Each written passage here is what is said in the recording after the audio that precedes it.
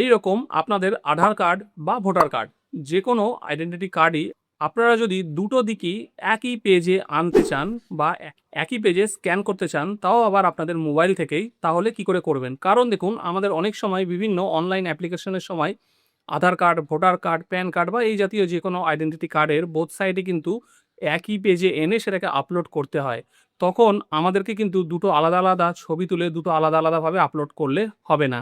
একই পেজের মধ্যে দুটো দিককে করতে হবে। তো এই কাজটা আপনারা কি করে কোনো রকম কোনো অ্যাপ ছাড়া আপনাদের মোবাইল থেকেই করবেন, সেটাই আজকে আপনাদের মোবাইলে দেখিয়ে দেবো। আমি কিন্তু আমার চ্যানেলে একটা এরকম ভিডিও দিয়েছি। অনেকেই আপনারা বলছেন যে আপনারা সেই প্রসেসটা ফলো করে করতে পারছেন না। তো আজকে আপনাদের জন্য আরও সহজ প্রসেস এনেছি, যেটাতে আপনাদের কোনো অ্যাপের প্রয়োজন হবে না এবং অত জটিলতাও থাকবে না। একদম সহজে জাস্ট মোবাইলে ছবি তুলেই কাজটা করে নিতে পারবেন। কি করে করবেন চলুন আজকের ভিডিওতে শিখিয়ে দিই। তার আগে যদি চ্যানেলে নতুন হয়ে থাকেন, চ্যানেলটাকে সাবস্ক্রাইব করে নেবেন। ভিডিও ভালো লাগলে একটা লাইক করে অবশ্যই শেয়ার করে দেবেন।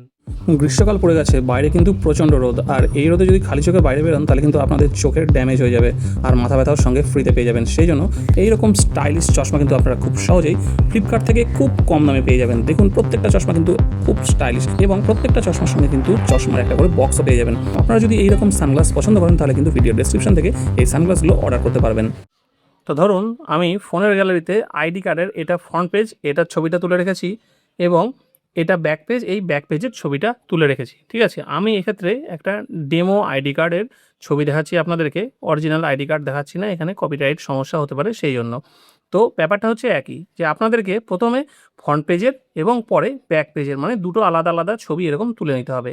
তুলে নেওয়ার পরে আপনারা কি করবেন, আপনাদের এই গ্যালারি অ্যাপটাকেই ওপেন করবেন। ওপেন করার পরে গ্যালারি থেকে সেই ছবি দুটোকে বের করবেন।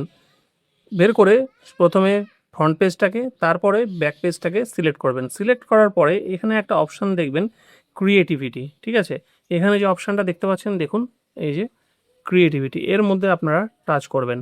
টাচ করলে আপনাদের সামনে এইরকম তিনটে অপশান আসবে। এর মধ্যে থেকে আপনারা এই যে কোলাজ অপশানটা আছে এটাকে সিলেক্ট করবেন। সিলেক্ট করলে আপনাদের সামনে এখানে অনেক রকম কোলাজের ডিজাইন চলে আসবে, কিন্তু আপনাদেরকে এই যে উপরে একটা এবং নিচে একটা এরকম অপশান আছে, এটাকে সিলেক্ট রাখতে হবে। ঠিক আছে, রাখার পরে নিচে দেখুন একটা অপশান আছে পোস্টার, এর মধ্যে আপনারা টাচ করবেন।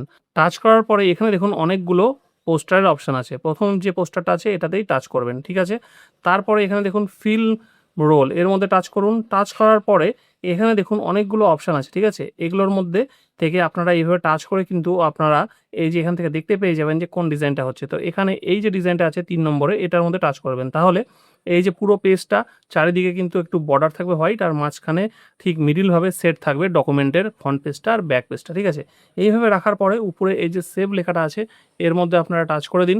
টাচ করে দিলে আপনাদের ডকুমেন্টটা কিন্তু দেখুন এই যে দুটো পেজই কিন্তু একটা পেজের মধ্যে সেভ হয়ে গেছে। ঠিক আছে, এবার আমি ব্যাক করি। ব্যাক করে দেখুন এই যে ব্যাক পেজ, এই যে ফ্রন্ট পেজ ছিল এটা কিন্তু একদম ফার্স্ট দেখুন চলে এসছে আমার নতুন হয়ে সেভ হয়ে একটা পেজের মধ্যে। এইবার খুব সহজেই এই পেজটাকে আপনারা কিন্তু যে কোনো সময় অনলাইন ফর্ম ফিল আপ করতে হোক বা যে কোনো জায়গায় সাবমিট করার জন্য হোক, এটাকে কিন্তু আপলোড করে দিতে পারবেন। তখন কিন্তু আর আপনাদের কোনো অসুবিধা হবে না যে দুটো আলাদা আলাদা ডকুমেন্ট আপনাদের হয়ে যাচ্ছে। একই ডকুমেন্টের বোথ সাইড কিন্তু একই পেজের মধ্যে খুব সহজেই এইভাবে আপনারা নিয়ে চলে আসতে পারবেন। আর যদি আপনারা চান যে কি করে এই ছবির ডকুমেন্টের সাইজটা আপনারা কম করবেন, তাহলে আমার চ্যানেল থেকে এই ভিডিওটা কিন্তু আপনারা দেখে সেটাও করে নিতে পারবেন। যদি ট্রিক্সটা ভালো লেগে থাকে তাহলে অবশ্যই ভিডিওটাকে একটা লাইক করবেন আর চ্যানেলটাকে সাবস্ক্রাইব করে নেবেন।